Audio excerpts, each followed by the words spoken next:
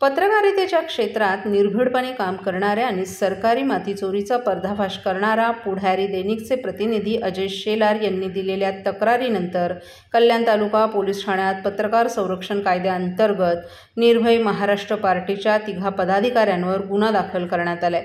विशेष म्हणजे हा कल्याण तालुका पोलीस ठाण्यात या कायद्याअंतर्गत नोंदवण्यात आलेला पहिलाच गुन्हा ठरलाय।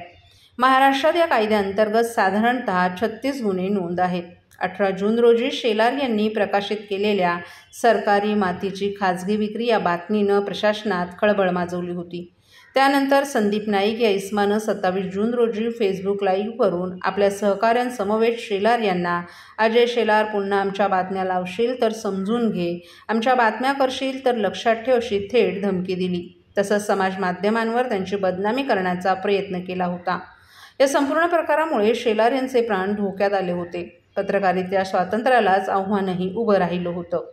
शेलार यांनी या संदर्भात टिटवाळा येथील कल्याण तालुका पोलीस ठाण्यात लेखी तक्रार दाखल केली होती। त्यानंतर पोलीस प्रशासनानं तातडीनं कारवाई करत पत्रकार संरक्षण कायद्याअंतर्गत गुन्हा दाखल केला। या गुन्ह्यात निर्भय महाराष्ट्र पार्टीचे राज्य संघटक मंत्री संदीप नाईक, राजेंद्र जाधव आणि अनंता कोल्हे हे 3 प्रमुख पदाधिकारी आरोपी आहेत। या प्रकरणाची माहिती गृहराज्यमंत्री, ठाणे ग्रामीणचे पोलीस अधीक्षक तसंच उपविभागीय पोलीस अधिकारी यांच्याकडेही देण्यात आली आहे। या तक्रारीला दिलेल्या गंभीर प्रतिसादामुळे आता इतर पत्रकारांमध्येही एक विश्वास निर्माण झाला आहे की पत्रकारांवर होणाऱ्या अन्यायाविरोधात आता कायदा प्रत्यक्षात उभा राहतोय।